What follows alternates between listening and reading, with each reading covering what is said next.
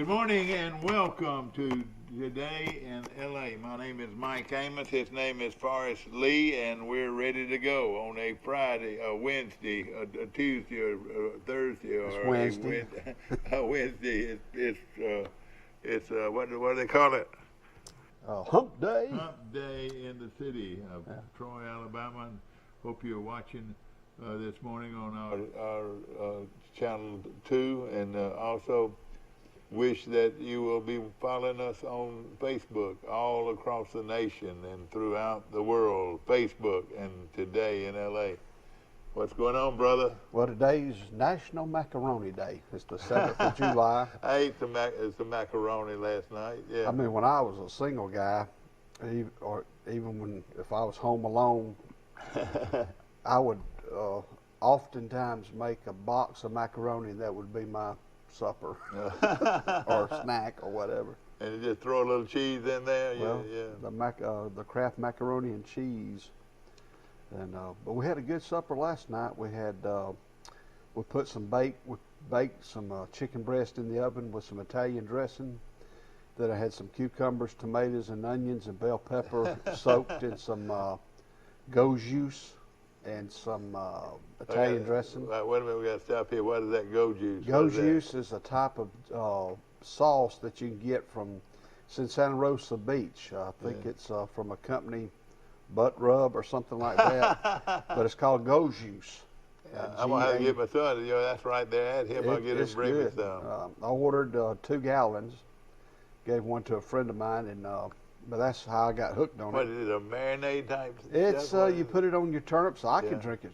I can drink it straight from the jug. Oh, now I got pepper sauce with that. Yeah. And then we had some snap beans, and I boiled some potatoes and some carrots. That's what we had for supper. My son told me, when a friend of mine gives me what is it, the pepper sauce, regularly, and he gives it to me in a Crown bottle. Crown Royal, yeah. Crown Royal bottle. I reckon because it's got a handle and all that. My daughter told me the other day, she said, people are going to think you drank that.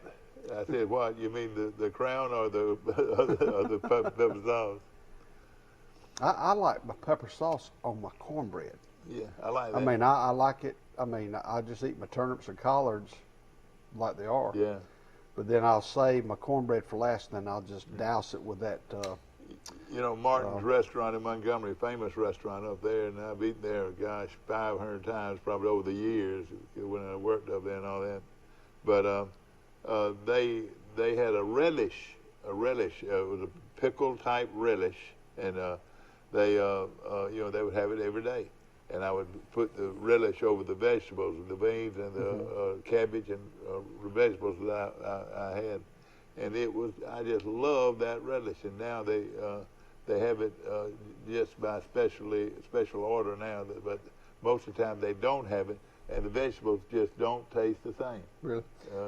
Somebody that eats at Martin's can attest to that. It was, everybody loved it. Yeah, Sisters is closed this week for the 4th of July. They traditionally do that. Well, let me just tell you this. I pulled in at Sisters yesterday, and my wife looked over to me and said, "Oh, it's the 4th of July," and we had driven out there, but it was they always are closed on the 4th, the week of the 4th. They are. And Donnie Mobley, that's at the Brundage Country Club, he said, "I'm fixing to go eat at Sisters." I said, "Donnie, they're closed." Yeah. I think I read a sign this morning yesterday morning, going to the golf course that closed for the week of 4th of July. And the half shell's closed down for the week, too. Well, I didn't realize that. I think that's right. They're closed for the week. So you have to cook for yourself. Yeah. I know it. You're right. A lot of people won't be able to handle it, probably, because they miss eating there so much. But it is a Wednesday, and we're going to be through this week, and the Sisters will be back open on Monday. That's correct. And looking forward to it. And of course, Express Oil Change. I want to say hello to Chris and all those great Nonaman family. What a great family. I miss their daddy even to this day. What a great man. And of course, Chris runs the show, and They do a wonderful job with your tires and with your oil change. That's the best thing in the world, is to pull up there and know that in about 15 minutes you're gonna be in and out of there. Right, and they'll check your lights too. You know, Oh, yeah. that's another thing Yeah. they'll do is check your lights. Oh yeah, and also like a lot of people are starting to be more family oriented. Is the windshield wiper. Right. The windshield wiper, once it gets bad, they'll replace it for you. Yeah, if you're going on a long trip, they'll do a quick check for you for free if you've been doing business with them. And they've been good people for a long time, and we appreciate them so much. Of course, we also mentioned our good friends at Town and Country Flooring, and I probably don't say enough about Scott and Lana Hartley. They're very good friends of mine, but also they've got the grills, and now do they still carry the green egg? Or, they do. They got but they got some other duplicates too, don't they? They've got other kind of grills. They probably got 6 different brands. They got all kind of sauces and seasonings, and you know, very reasonable. And I'm without a grill at this time, and there's one over there that I want to get. It's that I don't even know the name brand of it, but Roy Farmer has one of them. The phone. Not on. Yeah, the phone Might not be plugged. Oh yeah, it's got. Well, looks plugged to me. Did that have a dial tone? No, sir, it does not. Oh, okay. The phone's disconnected, Steve. Well, what we'll do, we'll take a short break, and we'll be back to more of Today in L.A. This is my chart from Southeast Health. And you're going to want to make it yours. Not because it's free, but because it's priceless. Because with my chart, you can schedule appointments online with your provider. You can email your provider and get answers. Get test results. refill prescriptions, and manage your family's health care. You know how we all want health care to be easier? But no one seems to listen? Well, someone did. Southeast Health. To get your free My Chart app, visit your app store or go to southeasthealth.org. Troy Cable Security makes it easy to stay aware and stay in control of your home wherever you are. User-friendly interface allows easy navigation for lights, locks thermostat, video and garage doors. Never worry about leaving your garage door open or the front door unlocked. Your mobile app can send alerts to your phone for alarm and no alarm events. Know when your children arrive home from school with video response. Make sure your home is powered by Troy Cable Security for ultimate access, awareness, and protection. A personal touch, a high level of trust. Whether it's checking and savings accounts, personal or business loans, or our local friendly service. That's what Troy Bank and Trust customers expect. But now we offer more. Free identity theft protection for our new and existing customers, protecting your family's time, money, and good name from identity theft. Because protecting your identity is now a big part of our identity. When it comes to surgery, precision is perfection. The very latest technology available ensures the best possible outcome. The Mako Robotic Arm-Assisted Surgery System is now available at Troy Regional Medical Center. Skilled orthopedic surgeon Dr. Robert L. Liljeberg and his team provide patients with faster recovery and better movement after a knee replacement surgery. When accuracy matters, you deserve the very best. Troy Regional Medical Center. Fort Payne, Alabama. Really, guys? We're back, Mike. Ladies and gentlemen, back to our show. Mike Amos along with Forrest Lee this morning, coming to you from our studios on South Brundage Street. And of course, hopefully a lot of you are watching by way of TV, but also by way of the internet. Facebook's got us all over them. And do you watch or keep up with Facebook much? Just a touch. I tell you, it is amazing how fast word can travel on Facebook. Right. It's amazing. You can, catch up with stuff, and there's a lot of stuff you have to filter through. Well, I forgot, I'll be honest with you, I sort of forgot that it was my birthday. Well, I was fooling around there, and I come to a section, and all it is happy birthday, Mike, happy birthday, Mike. And I want to say thank you to those people that thought of me, but on Facebook, hey, happy birthday runs fast. Yeah, Dan Smith had a birthday yesterday, and he said, I'd love to treat everybody with flowers or Crow's chicken box, but he said, I just can't do that. Oh, Big Daniel Keith Smith. Oh, man. You know, there's an article in the Advertiser on Kiffin today, and, you know, he's got it going at Ole Miss. I think that's a good fit for him. Yes, sir. You know, he's got a little of that stuff in him, you know. Good morning, you on Today in L.A.? Man, I've called like 10 times. Well, we had to fix it. We had to fix the telephone, yeah, and the we phone did. was disconnected. But we do have Mike Amos coming in here from. My tribute to Troy Cable one day will be a new phone. This is a new one, but it was disconnected somehow or another.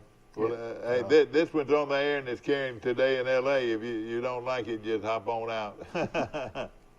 How's everything in Florida? The sun came out for a little while this morning, but then it went back to rain again. But my God, there's thousands of people still down here. I guess when you take the 4th off, you take the whole week off. So who would you say was more of? Bars are packed down here. Who would you say was more of out of the people coming down there? Tennessee, Louisiana, Georgia. Between Georgia and Tennessee, I would say Georgia and Tennessee are definitely the most people down here. Of course, tags that I see. Yeah, I saw where there was a tragic drowning of a 6-year-old in Panama City Beach, and it happened right in front of his family. From what I've heard, that he went under and they couldn't find him. It was, you know, the water was dark. You know. Yeah. Oh man, that's sad. Yeah, I mean the rip currents are horrible down here. And and let me tell you this: the last place in the world a 6-year-old is supposed to be is in that water when it's rough like that.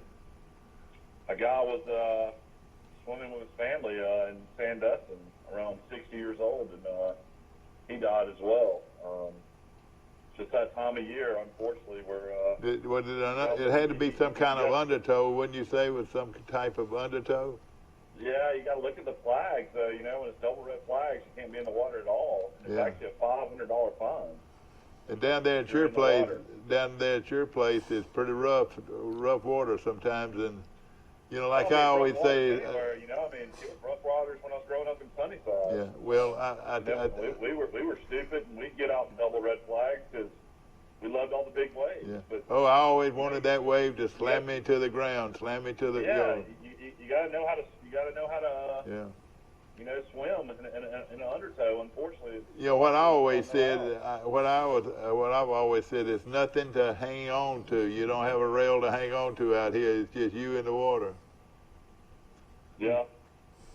But you know, I tell people all the time. I grew up in Sunnyside my whole life. My granddad built the beach house in the '40s, and I've swam in that water, and I've gone out to second sandbars, and I've been out there all my life, and I've never seen a shark in the water until I moved to Grayton, and now I see sharks in the water every time I go to the beach. See, and I never, and where I am, I never see. I look for them. I look for a shark, and I can't find them. If anybody's ever going to see a shark, you have the best view of anybody in Panama City Beach. Yeah, I've got a good view, but thank goodness I don't see them. And you know, let's just say this: you should see a shark one time. I tell you what, that's not good for business. Boy, these business people sure don't want people to holler shark because that I tell you what, though, you don't see the fin. It's not like in the movies where you see that fin sticking up. Every time I see a shark, he's swimming underwater. He's never up where that fin is showing. So that's what's kind of scary about it. Yeah. But hopefully. I tell you what, I want to buy a place in Montana after watching that golf tournament yesterday. Was that pretty? Was it beautiful? That's the most beautiful scenery I've ever seen in my life. Oh gosh, I wish I didn't even watch it, Mike. That coverage started at 4 o'clock yesterday Central Time. That coverage did not end until 10 o'clock at night. Oh gosh, what was it though? 6 hours. What channel was it? TNT, TBS, True TV. It was on like 3 or 4 channels. I think it was on channel 30 for us. And I didn't even get to see it. Well, I tell you what, Aaron Rodgers can cut the lights out. Can he? Yeah, I mean, he can really play golf. I was impressed. Brady hit a drive, I think on number 2, 392 yards on the green. Oh boy, golly. Wow. Who won? I mean, the elevation was crazy. DeChambeau and Rogers won by they were 3 up and won. What did Nicholson played all right, but he made a few bad chips that really hurt Brady trying to make some putts. You know, his alternate shot. Oh, it was an alternate shot, yeah. Yeah, it made it tough. But, that was a gorgeous golf course. Wow. Those two guys show you what kind of athletes they are, too, don't they? You reckon they'll fly on out to England? I don't know. I think I know both of them are playing the Open. I know they're not playing the Scottish Open, so maybe they'll fly later this weekend, I guess. You know, DeChambeau, the big thing in golf is DeChambeau fired his caddy. Yeah. His caddy had finally had enough of staying after rounds till I know 9 o'clock at night. I know it. Dealing with how crazy Bryson is, so Bryson DeChambeau doesn't have a caddy right now. Oh gosh. Oh man. What, though, he showed a really good personality yesterday. I mean, they raised millions and millions of dollars. Oh. They had Charles Barkley doing the coverage. Did they? Oh, man. Yeah. And then they had Larry Fitzgerald. And I mean, they had all kinds of celebrities on Zoom throughout the event. When it started, they had President Obama. Hang on, Mike. Hang on, Mike. Welcome to Today in L.A. Hey, it's Will Matthews. Hang on, Will. Bring you right back. We got both of you. I'm sorry, Michael had Will's on the phone with us. Well, I tell you, it didn't take you long to get them. Good morning, Will Matthews. How you doing? Good. I heard Troy's hunting a baseball coach. Yeah, they sure did. The other coach either stepped down or was fired. I can't figure out which it was. I think he just stepped down. I think the word is resigned. Yeah, resigned, exactly. Good friend of mine. I've known him a long time. He's an outstanding baseball coach. I could have lived with him the rest of my life. He played, he was in, I wrote it down he was in a uniform for 1,173 games as a Trojan. Over 20 player years. Or coach. Yeah, exactly. Over 20 years. What was their record this year? About 2 or 3 games over. 27 and 26. Yeah. But now he won 9 of his last 10 conference games, though, didn't he, Mike? That's something. No, he ended up losing. I think 3 out of 4 when it's all said and done. What do you mean by that? 3 or 4? You mean the playoffs? Yeah. He lost the last game at home against Arkansas State, and then he lost 2 out of 3 to Lafayette to finish the year. Did you take, now Will's getting ready for the big domino tournament. We're going to be talking about that from Andalusia, how easy it is for us to go down there and pay the admission and line up. Do you play domino? I have played. I'm a novice. Would you like to play in this tournament? Probably not. I'll play you one-on-one somewhere. Well, I'll tell you this. Well, I'll tell you this. It's a fun game, but Will, what determines Will is one of the top-ranked, and seriously, ladies and gentlemen, one of the top-ranked domino players in the world. Isn't that right, Will? Yes, sir. And he's lined up against the best many times. I'm gonna be rusty this year, though. I haven't played in 2 years, so it's gonna be interesting. This may be my last domino tournament. No way, Will, no way. So it's, Will, did you watch did Will watch the golf tournament yesterday, the match? I watched every minute of it. It was great. Oh man, that really is great TV. I don't care what anybody says. Everybody says, "Oh, I'm getting tired of watching these," but I mean that scenery of that golf course alone, I could have just watched that the whole time. You know, they had wildlife, bears, oh, moose. Yeah. Mooses and goats and stuff like that up there. Well, you know, what did the U.S. Open that the guy almost stepped on a rattlesnake? Did y'all see that a couple of weeks ago? I mean, a rattlesnake was out there, and they let him go. They let him just run on off. The elevation of that course was 7,500 feet. DeChambeau chipped in from about 50 yards out to start the tournament. Did he really? Yeah. You know, he's a nice kid. I mean, I've enjoyed his interviews. If it comes on in real life like he did, you know, in his interviews, I would think that would be great. He's the one that's messing with Kepka, isn't he? Yeah. Oh yeah, they've got a few going. Yeah. You know, I don't know who would win that battle. I'm about to think Kepka could. Kepka is Kepka looks like he's no nonsense. But you know what? You know, both of them are grown men. I promise you, I wouldn't want to mess with any of them. I tell you what is crazy. It's like Nicholson's like 6'3". I think Rogers is like 6'2". You got to see how Brady just dwarfs them. Does he? Side by side. Bigger. Brady's every bit as 6'5". He's an athlete, isn't he? Tall, but he's skinny. Hey, Will. They raised $2.6 million yesterday. Oh, fabulous! That's wonderful. Will, I was going to ask you a legal question. I know this Dan Lambert, the owner of American Top Team, he's a longtime Miami football fan. His business is he has a Florida-based chain of mixed martial arts gyms, and he's offering each player on the Miami team $500 a month this year, and he's going to hire a legal team and all that kind of stuff. Where do you see this NIL going with the NCAA? Is it going to be a positive thing, or is it going to have a lot of glitches? I think it's a bunch of crap, but you're going to see. Oh gosh. You're going to see these college players. They're going to be like stock car guys. They're going to be doing commercials and all kind of stuff.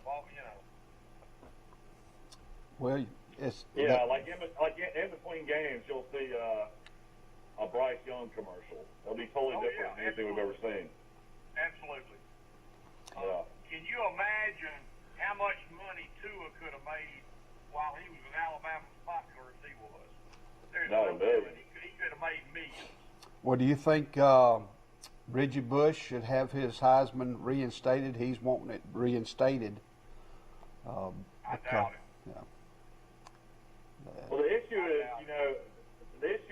at the time that was, probation, and they stripped his Heisman and stripped all his, basically everything he did at USC. But in my opinion, I feel like he should get his Heisman Trophy back at least. Yeah. I mean, I think O.J. Simpson still got his Heisman. And he murdered people. Yeah, I know it. He's out.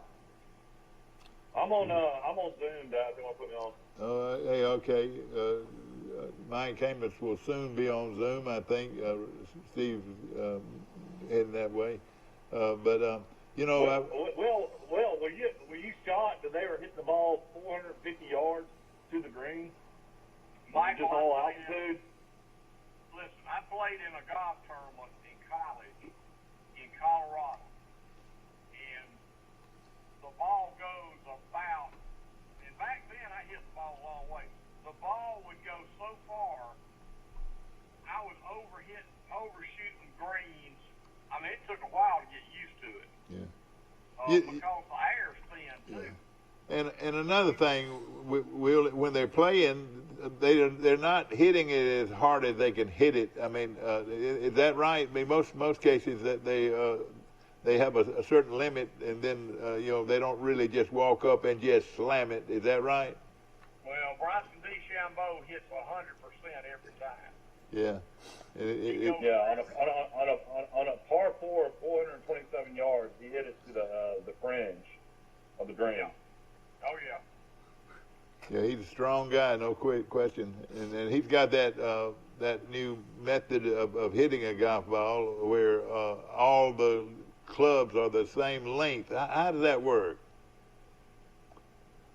Well, it's I still can't believe how you can do it, but every club in his bag is the length of a 6-iron, and he liked his 6-iron. So what he did, he just made every club the length of a 6-iron, all his irons. Now his driver's longer than standard. 3-wood's longer than standard. Yeah. Oh yeah. But all his irons that he plays are the length of a 6-iron. Yeah. Even a 3 or 4 iron's the length of a 6-iron, which that's kind of crazy. What's your favorite club? My putter is my favorite club. Mike said that that the Green Bay quarterback's the one that's got a good putter. Have you heard that? Well, I've been playing golf since I was 15, and I'm 65. So that's 50 years I've been playing golf. Guess how many putters I've putted with in 50 years? 2. Oh, I don't know. 1? Three. What, the old-fashioned bullseye putter? Which one was it? I putted with a bullseye when I was in high school, and college, and law school, and then I got a Scotty Cameron putter. A few years later, I putted with that for years, and then I had a burglar at my house that stole 2 sets of golf clubs from me. They stole your golf club? Yes, and among other things. But they got my golf clubs. The police recovered my golf clubs except for my putter. Wow. Oh, man. All the other clubs they were taken to a place in Dothan called Play It Again Sports, and the thieves sold my golf clubs. They caught them. There were 8 juveniles that did the. They were going around breaking in houses. And it was a kind of insurance paid for my clubs, and then they come up with a club. Yeah.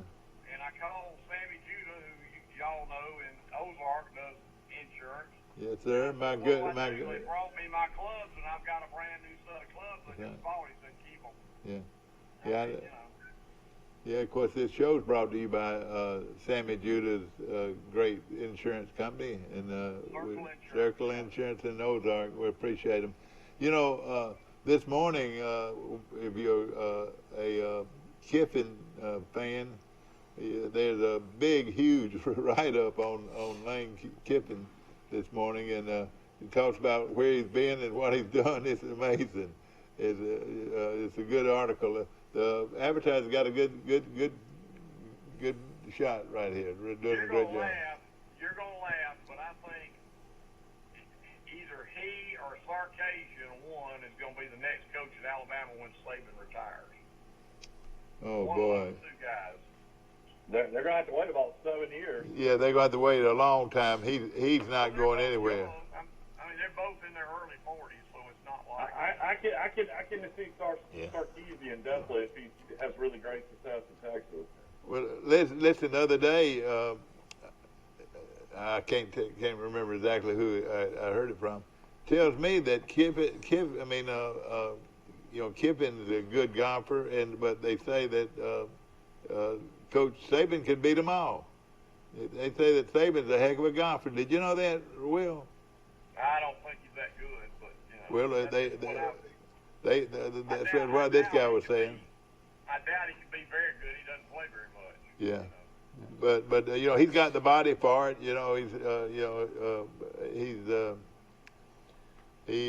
They say he hits it pretty good. I'll tell you, the best golfer of any football coach that I ever played with was Coach Spurrier. I was thinking that. He was a great golfer. You know, now what team did I see where Spurrier's either his I reckon it might be his grandson plays for is a quarterback. Did y'all know that? His son was one of his assistant coaches. I know it, but there's a I want to say it's not Duke, but where? He's got a. I'll find it in a minute. It can't be his son. It has to be his grandson. I know. I think it's his grandson. His son's 50-something years old. Yeah, that's right. It's his grandson. Yeah. We're talking about Alabama football.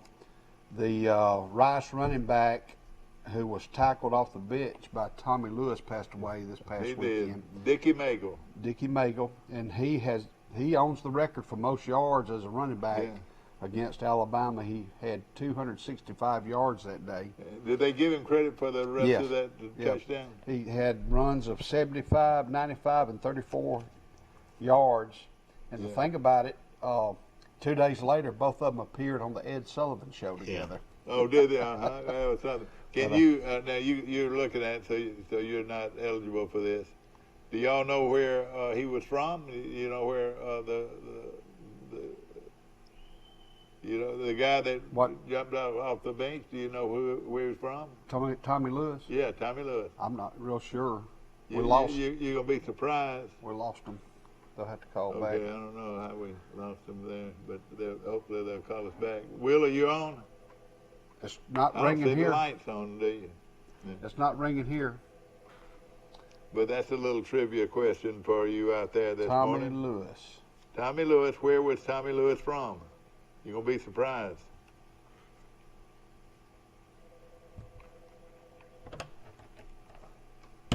It's dead again.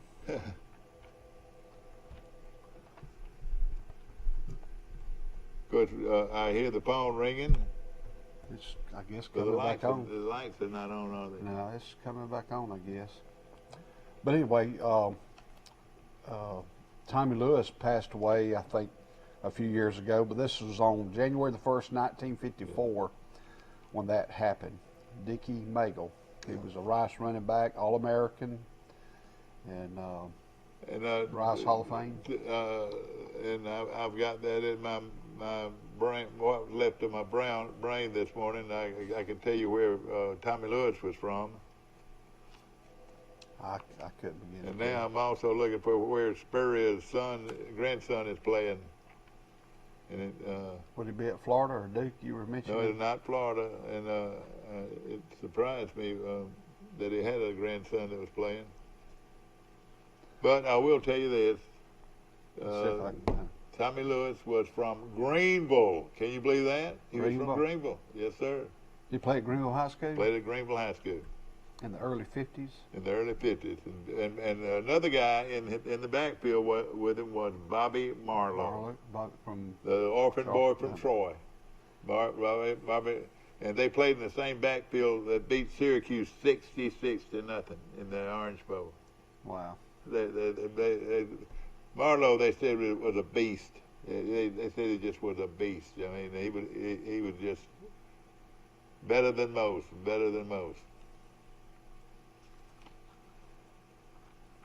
Yes. There we go. Good morning. Good morning. Hit this right here. No, it's off. It's not. We lost him again. Okay. Hopefully we'll. All right, Gavin Spurrier. It says he's the grandson of former Duke coach Steve, and the son of Duke wide receiver Steve Spurrier Jr. is coming to Duke next summer, the senior quarterback. Yeah, he's going to play at Duke. Uh-huh. That's right. So his grandson is going to play for Duke.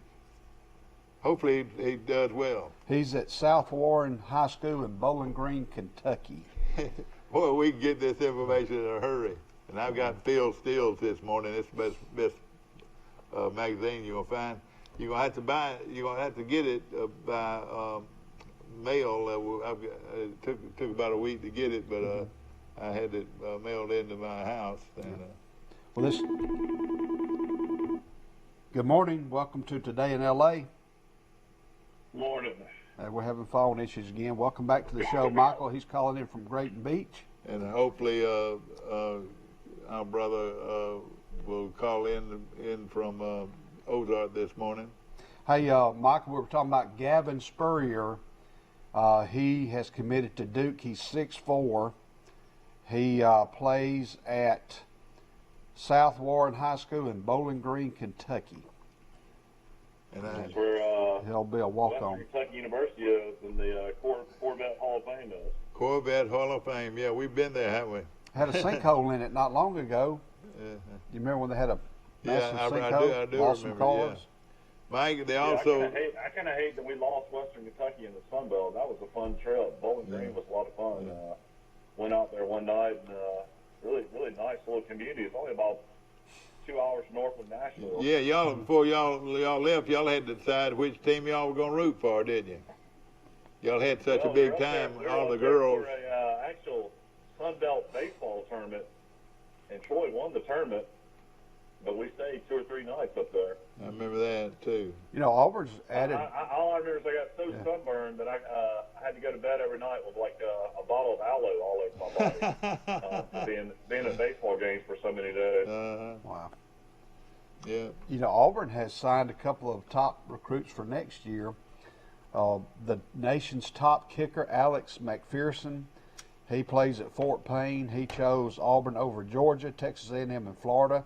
His brother Evan played for the Gators, and Auburn has a quarterback commit, Holden. I don't know if I can pronounce this. Giriner. He's a 6'3", 210-pound quarterback from Savannah, Georgia. He was passed for 179 completions out of 264 attempts, 2,700 yards, 25 touchdowns, and just 3 interceptions. And but he's 6'3", 210-pound quarterback from Savannah. He's got another year of high school, though, doesn't he? They both do. Okay, yeah. They both do. But that's pretty good recruiting for the Auburn coaching staff. And but it was really a former All-American football player died yesterday. His name was Dickie Nagel. Yep. What was he famous for? He was the one that Tommy Lewis jumped off the bench to make a tackle on. You missed out. We were talking about that just a moment ago. When you were off the air, and yeah, I know Dad talked about it many times. But Dickie Nagel was, heck, he had to be 90-something, didn't he?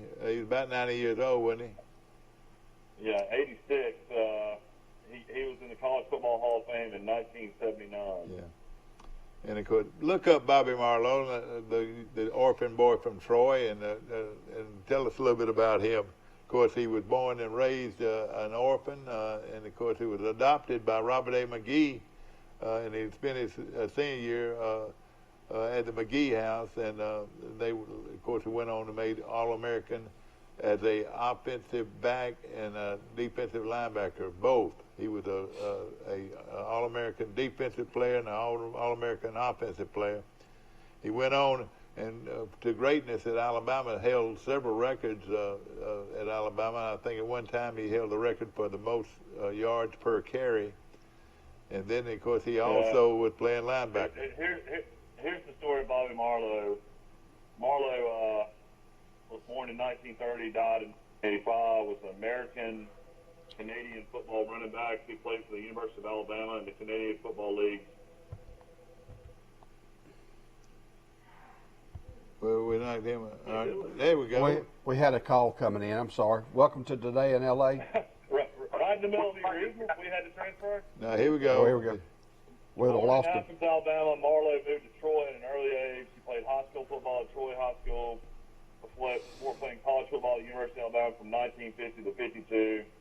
In 1950, Marlowe's first season with the Crimson Tide, he had 118 rushing attempts for 882 yards, an average of 7.5 yards per carry, and scored 9 touchdowns. His numbers of touchdowns doubled to 12 in 1951 as he rushed for 728 yards and 114 carries.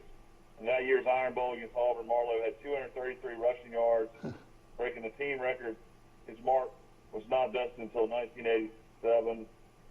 In 1952, he was named to the All-American team after running for 950 yards on 176 attempts and scoring 10 touchdowns.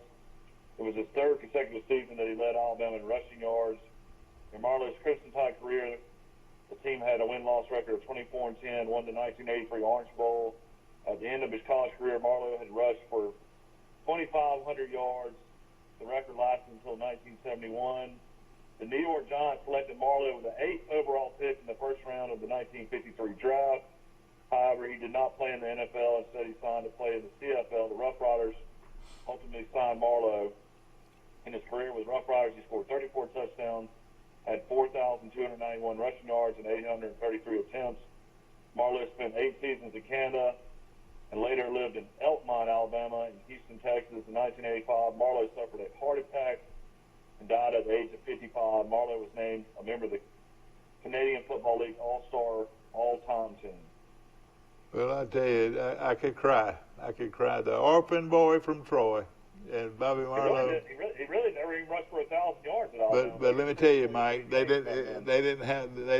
A lot of folks didn't do it. they didn't run the ball as much as they're running it now. But those were good stats, though. But because he was right at 1,000 yards almost every year, and the touchdowns. Gosh, how many total touchdowns did he have? About 40 total touchdowns. That's a lot of touchdowns in your career. Well, how many? And he played both ways.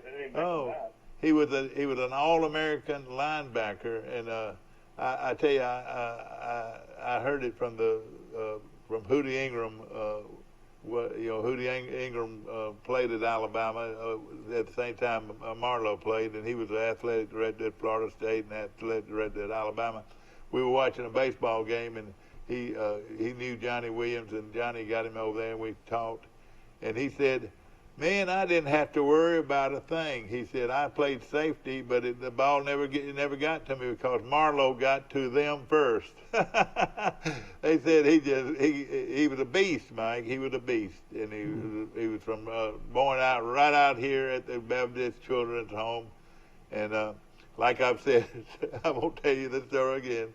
The great Alf Van Hoos, the editor of the Birmingham News for many, many years, legendary guy. They were sitting around a table and they started discussing who was the best running back to ever play at Alabama. And the first guy said Musso, and another guy said Wilbur Jackson, and another guy threw out another name.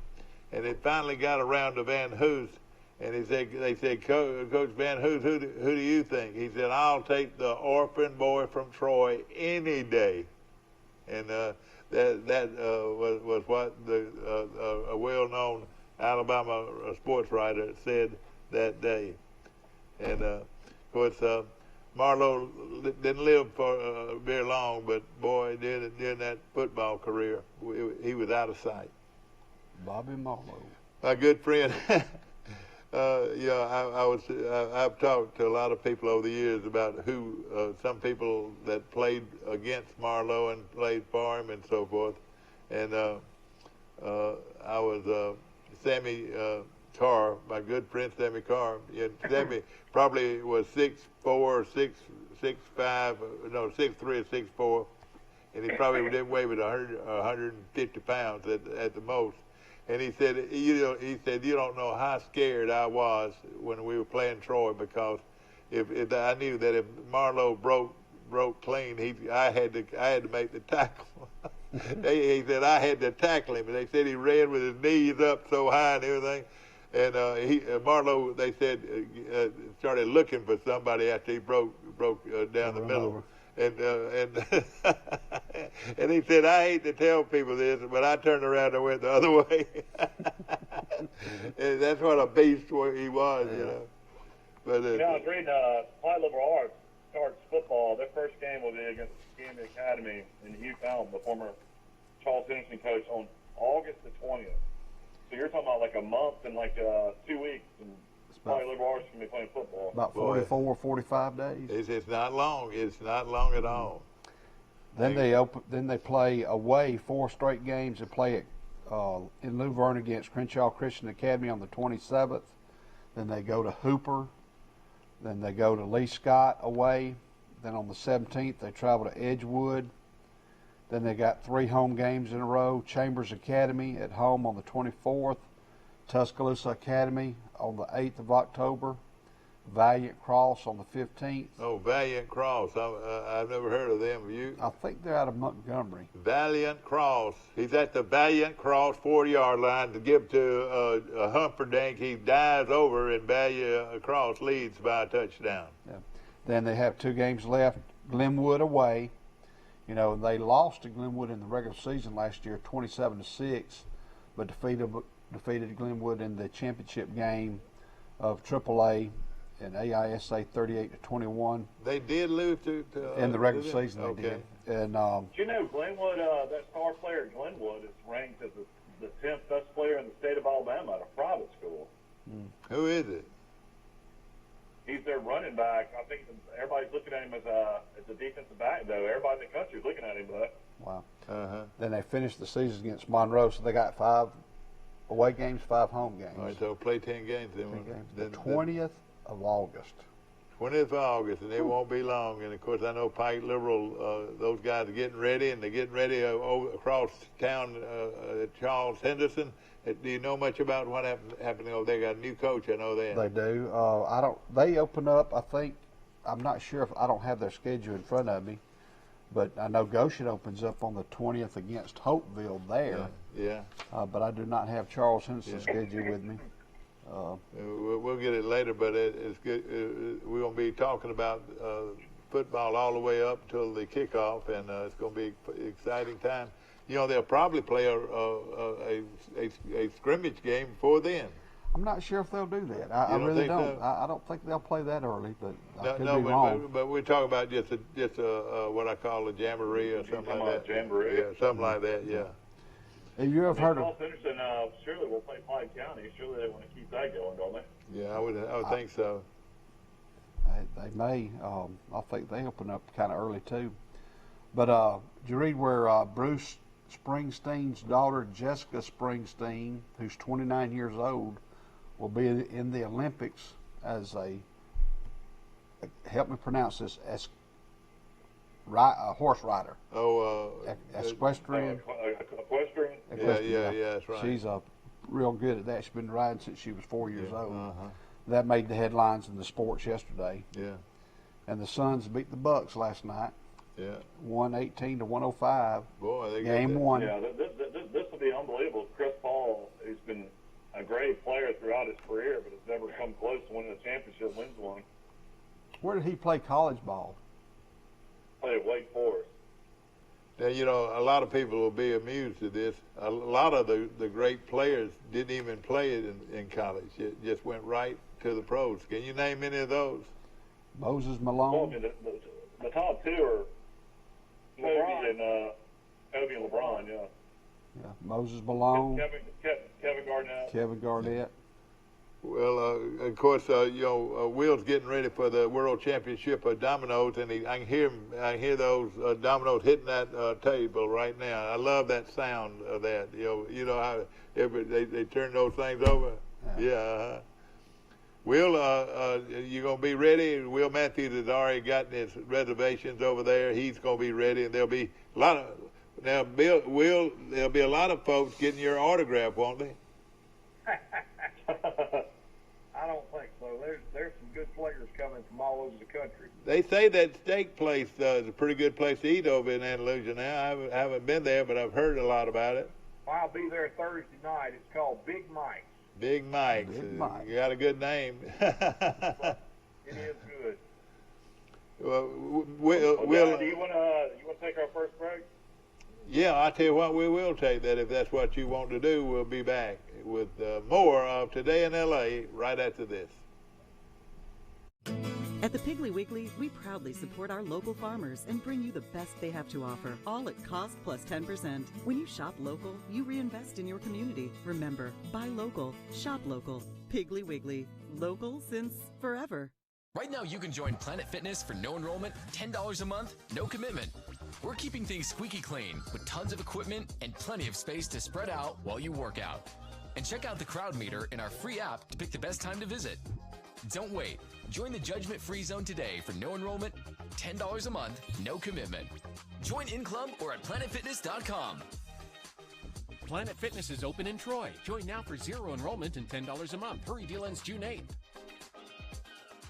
$29 down and payments as low as $99 a month. Yes! Now through Monday, $29 down and $99 a month. Yeah! $29 delivered. Only at Premier Chrysler Dodge Jeep Ram. Shop at PremierTroy.com. Nobody beats a Premier deal. Nobody.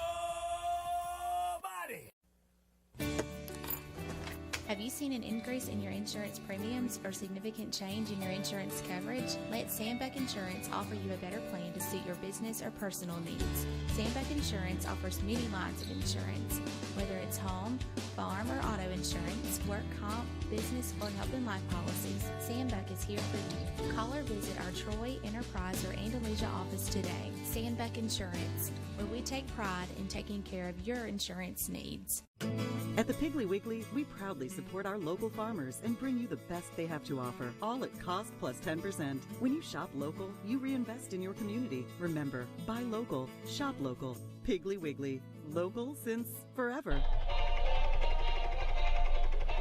Here we go. Ladies and gentlemen, here's Albie. He's getting ready. So are the Auburn Tigers as they get ready to play the Akron Zips. In the first week in September the 2nd. It's Auburn and the Zips going at it from Jordan Hare Stadium in Auburn, Alabama. And, of course, you Auburn fans, I know you got a kick out of that, seeing Albie. You'll see a lot of him as they get ready. They get ready. Now, you know, they signed looks like they got a top-ranked quarterback, Mike, out of well, we had it just a few moments ago. But they think this quarterback might be the key to the future, Mike, at Auburn. Do you know? I mean, you got Bo Nix for 3 more years. So You mean he can play 3 more years? Well, you know, everybody got a year last year, so you know he technically is supposed to be a junior, but he can be a sophomore. Well, I will tell you this: he's a guy that needs 3 more years. I mean, he's a good quarterback, but he could be great by the time 3 years from now. You know. You know, we know the Auburn coaching staff way more. We know the Alabama coaching staff. Of course, Brian Harson's your head coach. Tight end coach is Brad Bettle. Mike Bobo, offensive coordinator, Nick Easton, defensive line coach. And then from Troy, Alabama, Zach Etheridge is your cornerback coach. Will Friend, the former Alabama offensive lineman, is your offensive line coach. Derek Mason's your defensive coordinator. Jeff Pittman, the strength and conditioning coach at Auburn. And then you go on down the line, and you got a guy named Cornelius Williams, wide receiver coach, former Troy wide receiver, coached at Troy for 5 or 6 years. Played at Troy. And then this ought to make you cry. At 55 years old, this guy has been in high school ranks and coached in college in his early days. But the director of high school relations is our cousin, Brent Betzel from Montgomery. That's right. Brent Betzel lived here for a while, too, as assistant coach at Troy. Brent Betzel, Cornelius Williams, and Zach Etheridge, we have more connections with Auburn than anywhere. Do y'all have any tickets? Brent, this is Mike, your cousin Mike. Your cousin Mike, you remember I was, your daddy was my first cousin. You know, Mike Amos, you remember me? I just want some tickets to the game. Mike Amos, you remember me? I just wanted tickets to the game. Oh, I want to see them play the Zips, don't you? You and about 4,000 other people. Oh, me. Of course, I'll tell you what, though, we should be able to have Brent on throughout the season, I hope, and get him to talk about Auburn football. That's right. He'll do it for us. He did a great job. He's the perfect person for that job to work with the high school coaches and so forth. And he was with Joey Jones, when South Alabama started their program down there, and then Brent was at Stanford. He was at Murray State. He was at Hoover with Rush Probst. He could tell some Rush Probst stories, I'm sure. Yeah, I know he could. But he's a fine guy, a fine Christian man. Auburn's lucky to get him. He's a good one. Joey Jones is not coaching anymore. He was with Mississippi State, special teams coordinator. But Moorhead was there. And he's not coaching. And then Steve Campbell's not coaching either. Those are 2 former South Alabama coaches that are pretty good coaches out there. Sure is. One of them played at Troy. Campbell played at Troy. Guys, it's 59 days until Auburn plays Akron. And I know they're getting ready for that. And, of course, that's one thing about Hartson, coaching out of Boise State. I know he coached at Arkansas State and Sunbelt, but I mean, I know boys would play 1 or 2 Pac-12 teams a year, but it's going to be interesting to see how he competes against all these SEC teams week in, week out. Well, let me tell you this: these sports gurus like Auburn prep type, people that make a living covering college football and so forth. He won't even talk to them, Mike. He has yet to talk to that group of sports writers and all that. And the guy said, we're just prepared just to wait on him. But he said he has yet to have any kind of organized talk to the media. you know, They don't have the Phil Snow Skyriders. That's right. That's right. They don't. Right now they don't have any of that, and he's just holding back. He will, I'm sure, do it later on in the closer we get to the football, but he's just too busy handling his own internal problems. You know, not problems, but work. You know, I'm sure he's got a lot to do before the season starts. Real good article. This is the time of year that what Rice said. You got to worry about people getting arrested and people doing the wrong things. I know it. You got to worry about that. Of course, I like your sources of information. You know, something back to the Marlowe days. You know, he gained 235 yards against Auburn. That was a record for a long time. An Alabama guy that rushed for that many yards, and when they let him go, man, he scored. And Georgia Tech back then was a hard team to beat, and under Bobby Dodd, and he was on their all-star team. You know, he was named to the Georgia Tech all-star team, and that was a pretty big honor back then. So back in the day, who was better, Georgia Tech or Georgia? Georgia Tech was probably better under Bobby Dodd. You know, and of course we had a guy from Troy, M.A. Davis, played at Georgia Tech. He signed with Georgia Tech out of high school. So that's a little trivia for you.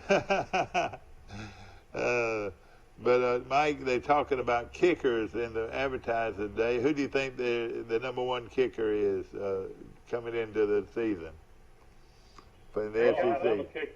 Alabama's kicker didn't miss a field goal last year. I know it in the SEC. Well, have you ever heard of a guy named Cade York? He is the LSU kicker. He had 72 points. He's the first place. He was voted first place. Then followed by Anders Carlson. Anders Carlson had 62 points. I don't know how they do this point system. Will Richard, the Alabama kicker, he had 50 points. He's a junior. And Jack Polynesia, whatever, is the new Georgia coach, kicker with 21. That old Georgia kicker would have probably been, if he had a vote on him, he probably would have won, wouldn't he? Blankenship. Oh yeah, he's in the pros now, kicking. Yeah, and Jace Christman from Florida is the 5th ranked kicker. All right, let's check everybody's Alabama history knowledge as far as their all-time rushers, all-time. Let's start the top 10 rushers in Alabama football history. We'll start with number 10. Who do you think number 10 is, Dad? Bobby Marlowe. Will, who do you think number 10 is? You mean all-time rushers? Yeah, in Alabama history. Oh, Maybe Wilbur Jackson.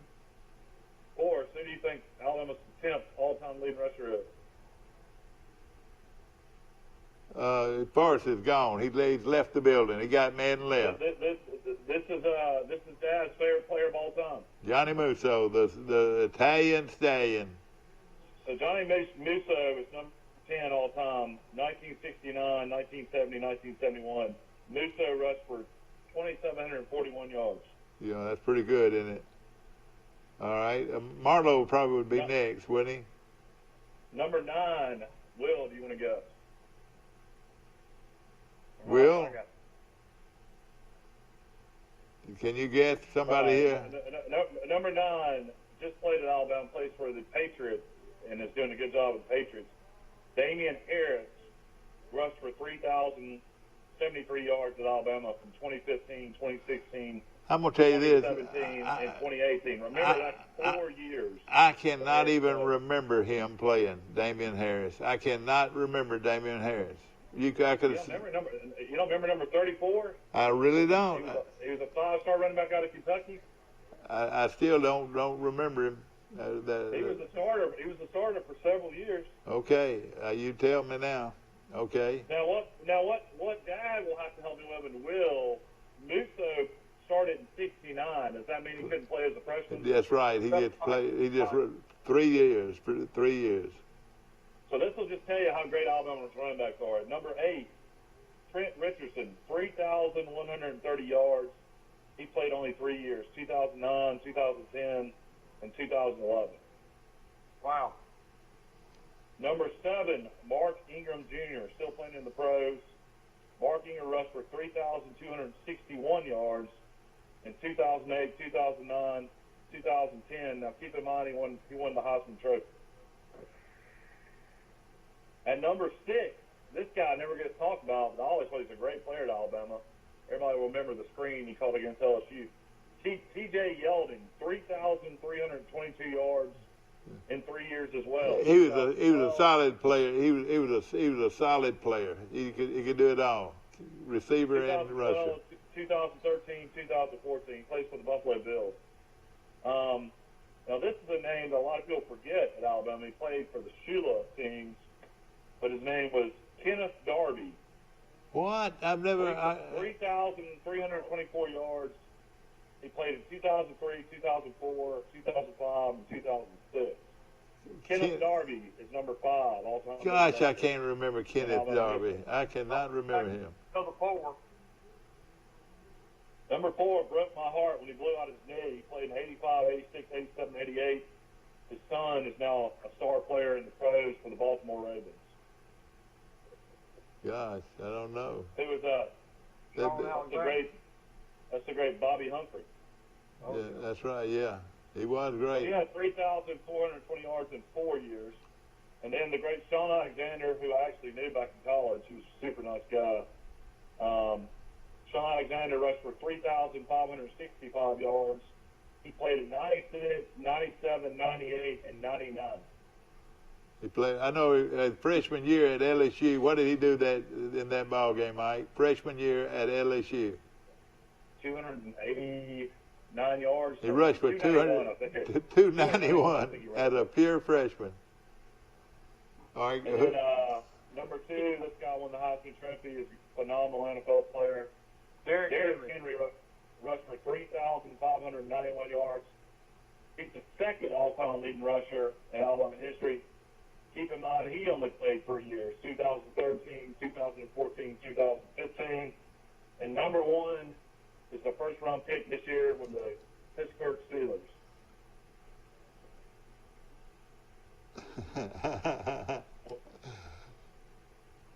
Go ahead. I didn't hear you. He's the guy that hurdled everybody this past year, Najee Harris. Yes, sir. So Najee Harris is the all-time lead rusher in Alabama history. He played in 2017, 2018, 2019, 2020. Najee Harris has rushed for 3,843 yards. Yeah. Was Marlowe even mentioned, Mike? No. No, he wasn't even mentioned. Marlowe is not in the top 10. I thought he rushed for close to 3,000 yards, didn't he? I guess he rushed less than 2,741 because that's where Musso is. Yeah, okay. I got to go to work, guys. I'll see you. Thank you. We'll see you later. Bye-bye. Will Matthews calling in from Ozark. His law practice, of course, he's been in the law business a long time, and of course, if you need a good lawyer, he has definitely got an outstanding group, the Matthews Law Firm in Ozark. Want to take a short break right after this, and we'll be right back. At the Piggly Wiggly, we proudly support our local farmers and bring you the best they have to offer, all at cost plus 10%. When you shop local, you reinvest in your community. Remember, buy local, shop local. Piggly Wiggly, local since forever. Right now, you can join Planet Fitness for no enrollment, $10 a month, no commitment. We're keeping things squeaky clean with tons of equipment and plenty of space to spread out while you work out. And check out the crowd meter in our free app to pick the best time to visit. Don't wait. Join the judgment-free zone today for no enrollment, $10 a month, no commitment. Join in club or at planetfitness.com. Planet Fitness is open in Troy. Join now for $0 enrollment and $10 a month. Hurry deal ends June 8th.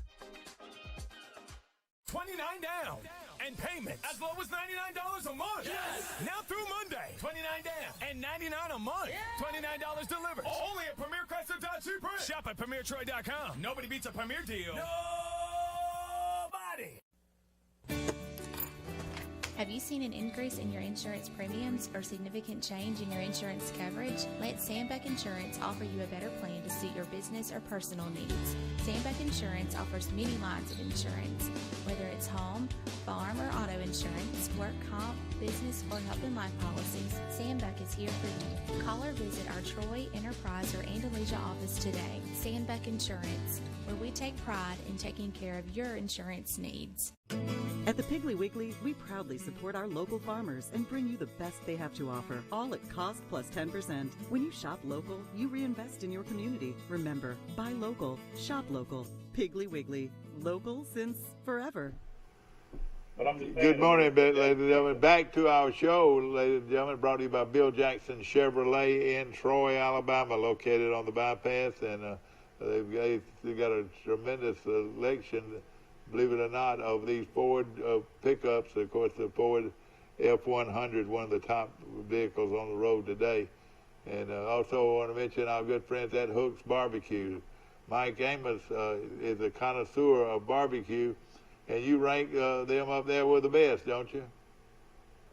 Yeah, I mean, their ribs are incredibly good. I mean, I definitely would put those in my top 5 I've ever had in Alabama, for sure. And of course, we're barbecue experts. There's not many good barbecue places at the beach. That's one thing that's improved over the years. How about There's plenty of great seafood places down here, so that kind of makes up for it. Well, Mike, how about the one on the Back Beach Road? Is it pretty good? Have you tried it? Yeah, it's actually called Back Beach Barbecue. It's not bad at all. And that's right there on the beach. And what do you get? The ribs or what? Yeah, I get ribs, and they actually have really good chopped chicken too. So I get that. Chicken sandwiches are good. Yeah. I tell you what they have really good there is their baked beans and their homemade coleslaw is good too. Well, you act like you've been there a few times. I've been everywhere, man. Oh man. I like when you eat out as much as I do. I've tried every place, probably from Panama City to Fort Walton now. Yeah. Well, I tell you this, I like pulled barbecue. I like pulled barbecue over the chopped, and they'll give it to you either way, pulled up or chopped. Of course, the Southeast Alabama Gas District, located in Andalusia, Alabama. We appreciate them very much. And they've got stores in Troy and throughout the Wiregrass. Of course, Jean's Flowers, and I tell you what, Martha Lynn has a beautiful store, Jean Flowers, on South Brundy Street right here in Troy. And then Goldfinger's, located right next to your favorite grocery store, Mike, and boy, their chicken is really, really good, and their fries, a lot of people say their French fries are the best around. Homemade French fries from every day, and of course I know. Yeah, Goldfinger's started in Dothan, and they've expanded out. I don't know how many locations they have, 4 or 5, I believe. Yeah. Now, Mike, we're still waiting on our deli to open up, and it hasn't opened up yet. Come on, McAllister's? Yeah, McAllister's. You got the sign up, but they haven't opened up yet. You know, there was. Yeah, I know. When I lived in Tuscaloosa, I used to go to McAllister's. It's a pretty good. It's a good place to get like soups and salad. They have really good chili. They're known for their sweet tea. I used to go over there. Known for their sweet tea. I used to order a large sweet tea and go back for about 2 or 3 refills. Hey, well, Mike, you're supposed to stay with a local bunch when you talk about tea. You know, my mom always talks about tea, and there's a brand, I guess the sisters have, Hills and Brooks. Yeah, that's good. It's my favorite brewed tea ever. Really? You can't find it down here anywhere. Yeah. Hills and Brooks is your favorite brewed tea. A lot of people down here have community tea out of Mobile. It's not bad either. The reason I'm chuckling, ladies and gentlemen, is this guy is a connoisseur. Well, I mean, this is like what they're actually brewing with at restaurants. Yeah, I didn't know you got in that deep into it. We want to mention Premier Dodge, Chrysler, Jeep, and Ram trucks, ladies and gentlemen. And hey, Jason's one of the top people in the car business anywhere, and he does so much for our community. And he's got a load of new and used cars to choose from, and that's at Premier Dodge, Chrysler, Jeep, and Ram trucks. And they're, how would you rate Bird's Drugs, Mike? Tell me how you would rate them. Well, it's the best milkshake I've ever had, so that's pretty good. Pretty good start. That's pretty good start. You're right. I had one at Dairy Queen the other day and didn't like it. Probably the best bacon I've ever had is a Bird's Drugs. That's right. That's Kelly's bacon, and Kelly's sausage, and they have it. It's not called Kelly's anymore, though. It's called something else. Yeah, that's right. But another thing, Kanaka is pretty much rule the roost. But this bunch is building a brand new facility in New Brockton, Alabama. This meat company, ladies and gentlemen, it's going to be one of the largest. I don't know what you would call it, but they're going to be one of the largest of its kind. They're going to be a distributor. Yeah, they are. They're going to manufacture it right there it's going to be like a distribution center. That's right, and it's a big business, no question about it. Well, we got Major League Baseball going on right now, and of course they're coming up on the All-Star break. The standings right now in the Central, Chicago White Sox, of course, their AA team is the Birmingham Barons. I used to go watch some Barons games when I lived in Birmingham for years. White Sox are up 6.5 games over Cleveland. Cleveland is second in the Central at 42-40. Detroit is 11.5 back, 39-47. Then in the East, this is a very competitive division.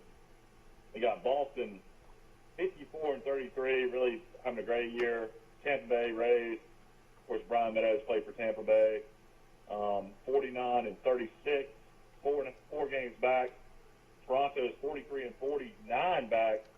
And then I was talking to a guy the other night, the biggest Yankees fan I ever met in my life. He was at my house, friends with my wife, and lived in New York for 3 years and used to have season tickets to the Yankees. The Yankees are 43-41, 9.5 games back right now. Oh, boy. So the Yankees are going to either be sellers or they're going to be buyers when it comes to the trade season. They're going to have to figure out what they want to do. Then the Houston Astros, 53-33, having a phenomenal year. In the West, Oakland Athletics are second at 4.5 back at 49-38. And then the Seattle Mariners are 45-41, 8 games back. And that's your American League standings. In the National League, you got the Milwaukee Brewers 51-35, Cincinnati Reds are 6.5 back of them, St. Louis is 8.5 back, Cubs are 9 back, and then in the East, everybody cares about this because this is where the Braves play. New York Mets 44-37. They have a 4-game lead on the Phillies, who are 41-42.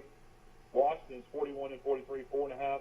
And then the Braves, who have won the East, I think 3 straight years, are really struggling. They're 5 games back at 41-44. Well, the Braves have played 85 games. They played 162. So that means the Braves only have 77 games left to catch them. Yeah. You know, the All-Star game is coming up next week, and I can't even hardly remember. I mean, I couldn't tell you half these guys. I recognize I just don't look at Major League Baseball that closely. But, Mike, how does it look to you? The best team in baseball, though, is San Francisco out west. They're 53-32. They're only got a half-game lead over the Dodgers. The Dodgers are 53-33. And then San Diego is 51-37. So 3 of the best teams in baseball are out west: San Francisco, Los Angeles, and San Diego. That's something, and of course that rivalry. Brian Meadows also had 14 wins with San Diego one year. Yeah. Oh man, you sure did.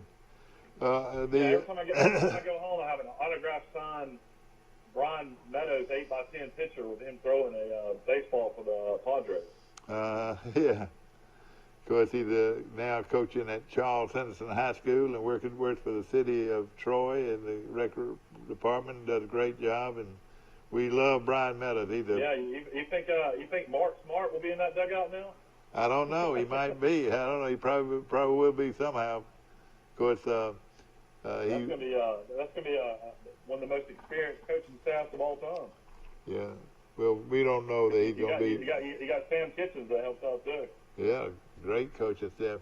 I'd put Troy baseball coaches all the way down to the little minor leagues. They have always had good coaching, and that means a lot to these young people growing up, and these parents. Somebody moving in Troy. Hey, one of the first places I'd take him, if he's moving into Troy, I'd take him over to the Franklin Park, and I'd show him that. Then I'd go out to the Sportsplex and show him that. You got to go to the Sportsplex way before you go to Franklin. Well, yeah, but Franklin Park's still a good little facility though to play the game. And but you're right, Sportsplex, outstanding place to play baseball and softball for girls, and we're awfully proud to have that kind of facility. We were talking yesterday about Troy losing Geiger to Texas Tech, their great wide receiver, and then Trey Eifert, I guess, decided not to come back as well. And he was the guy that. I didn't know that Mike. I didn't know Eifert decided not to come back. That surprised me. He was technically a senior last year, and I guess he decided he didn't want to play the extra year. Are you sure that he's?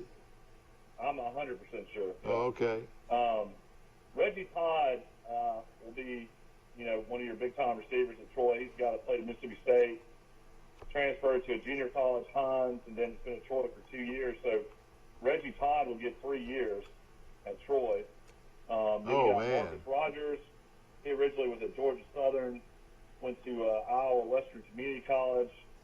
He'll be wearing number 4 for Troy. Mike, how good is this guy, Mike? I don't know much about him. He played just a little bit last year. There were so many receivers. He didn't get on the field that much. Jabray Barber, he's a guy out of Dothan High School that pretty much kind of got redshirted last year. Didn't play a whole lot. He will be number 5 for Troy, 5'10", 180-pound wide receiver. These are the wide receivers on the Troy roster. After that, you go all the way down to Luke Whittemore, a real steady wide receiver. Had probably his best game under Neil Brown at Georgia Southern. Remember, he caught 2 long touchdown passes against Georgia Southern one year. Yeah. Oh, yeah, I remember him, yeah. When actual Sawyer Smith was the quarterback. Yeah. Luke Whittemore is just a junior from Gainesville, Florida. I think his brother actually plays in Florida. So he'll be wearing number 10. Then I heard good things about this guy in the spring. He's from Stone Mountain, Georgia, played at Iowa Western Community College. His name's Deshaun Stoudemire, 6'1", 182, wide receiver, just a sophomore. He'll be wearing number 11 for Troy. On down the line, you remember this name. This guy was a phenomenal high school player and caught a couple of passes last year. He played defensive back, played wide receiver. Orlando Lacey, 6 foot, 189, out of Opp, Alabama. Former Opp quarterback, and I tell you, the one thing about him, they've looked at him as a cornerback, and also have looked at him as a wide receiver. He's a guy to help him either side of the ball. And then number 16, wide receiver. I heard a lot of great things. This guy was, I think, the 2A player a year at Mars Hill Bible. He'll play the slot at Troy from Florence, Alabama. A freshman named Peyton Higgins. Well, 5'10", 179 pounds. They won several state championships. That's a good program at Mars Hill Bible. That's way up there in God's country, Mike. Up there in the no man's country. Yeah, we're going down the list of Troy wide receivers. Of course, this guy is maybe the smallest wide receiver in the country. He played at Central Phoenix City. Wide receiver Robert Marsh, 5'7", 157 pounds. Golly. Freshman. Did he have a good career at Phoenix City? That's a good program. Well, he played for Josh Niblett up there, yeah. So I would imagine. Let's see, he helped Central High to go 37-3 while he was at the school. He also looks like he ran track as well. I think you got a little confused. He didn't play for Josh Niblett. Not Josh Niblett, Patrick Nix, and Patrick. Jamie DeBose. Okay, I got you. Good programs, yeah. But he might be a walk-on. I'm not sure. I don't remember him in the recruiting process. Yeah. But maybe a runs back punts or something like that too. Yeah. So basically, that's some of the receivers, and then we got some more guys on down. You got a guy named Ollie Fitch, 6'2", 184.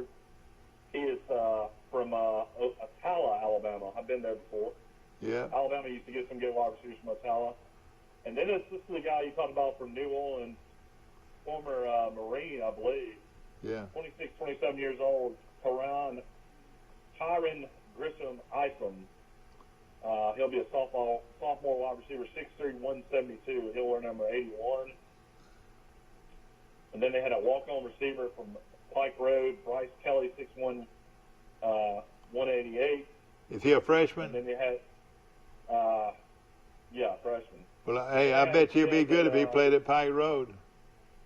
Then they had a kid that was from Harvest, Alabama, transferred from Mississippi College, 6'3", 190, Rondell Cole. And then this kid, I remember, had like unbelievable numbers at Adiana. He's a redshirt freshman. Has not contributed a lot since he's been at Troy.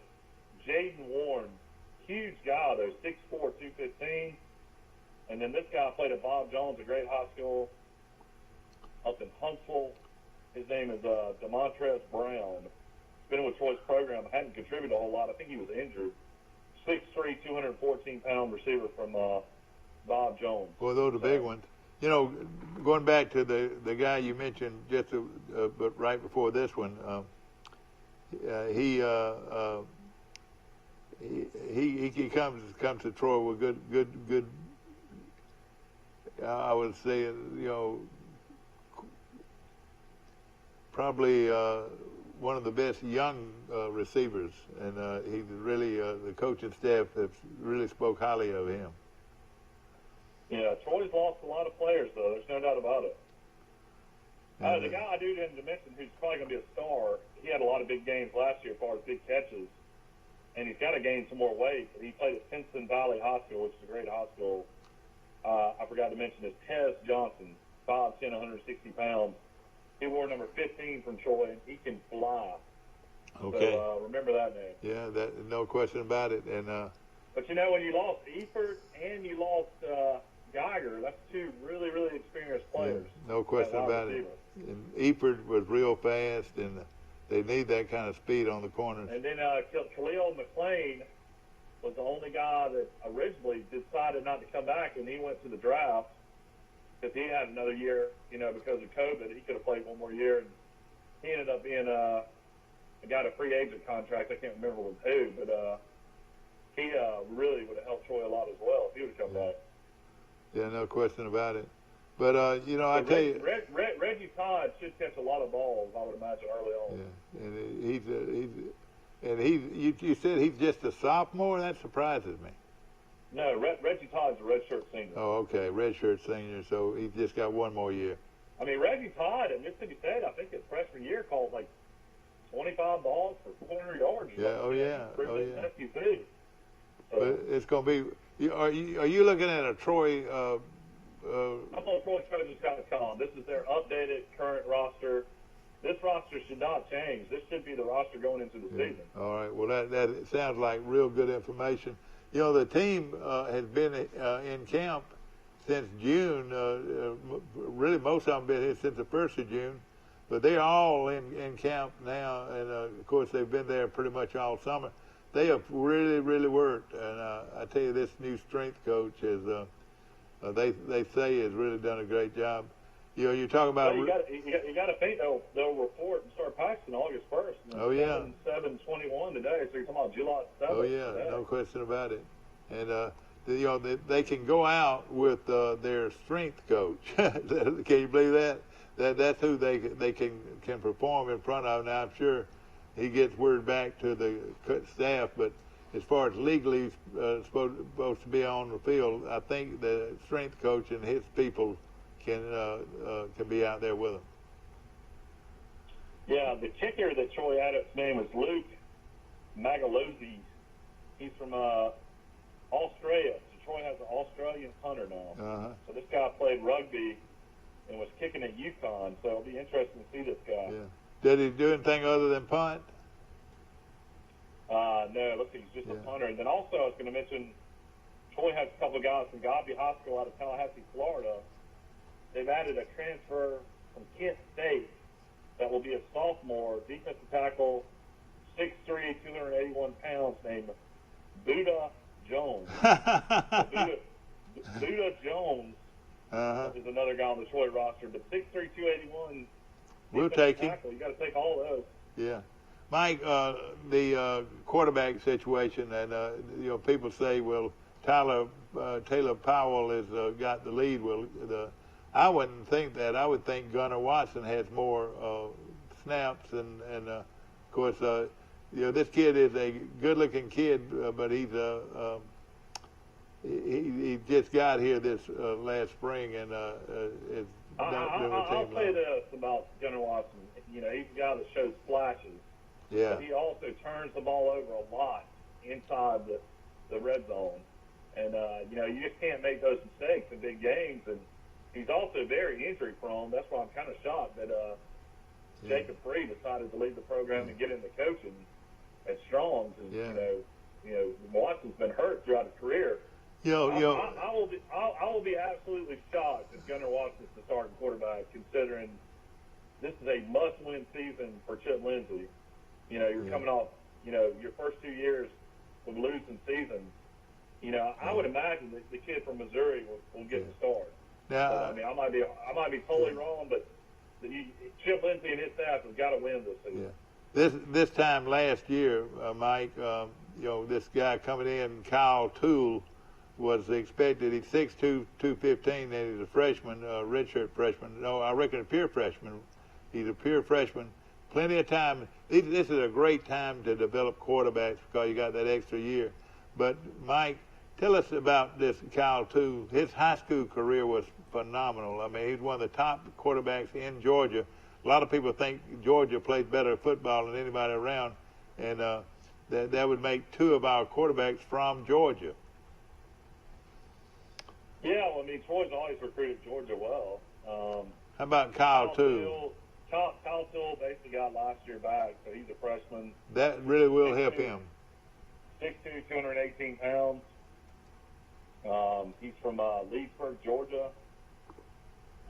Freshman year, he led Troy on a 16-play, 77-yard drive that used up nearly 12 minutes in the fourth quarter against App State.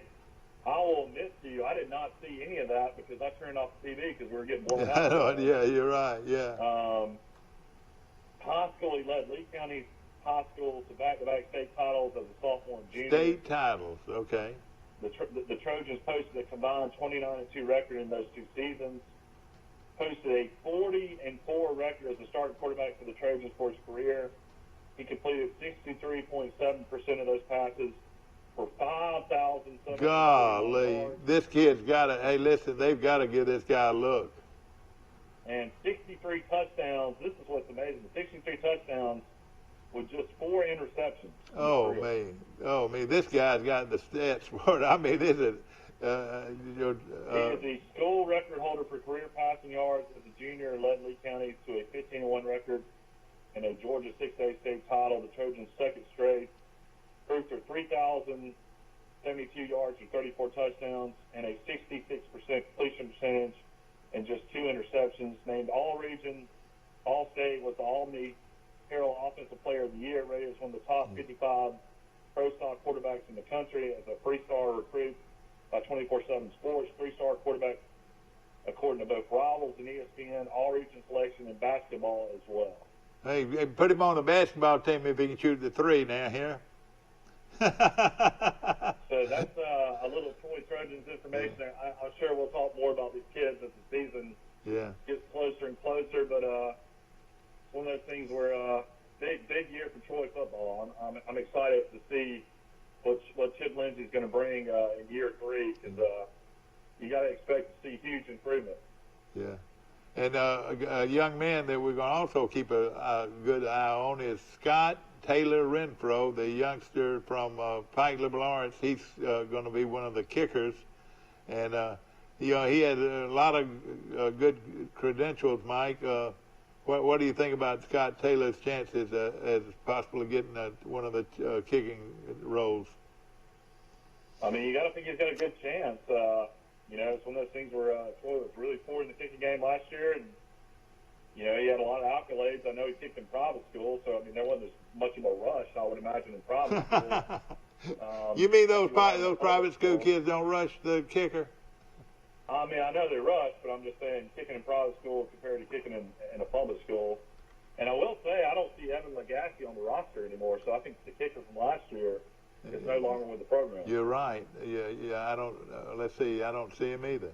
It surprises me. So I think Troy will definitely be relying on Renfro a lot. They have a guy named Cameron Kay, is another kicker. That's been Brennan Milron. Cameron Kay is your snapper. Okay. Okay. Thank you for telling me. Everybody go out and eat lunch at Sister's Restaurant. Yeah. I know I wish I could. Okay, and have a great day. We'll see you tomorrow.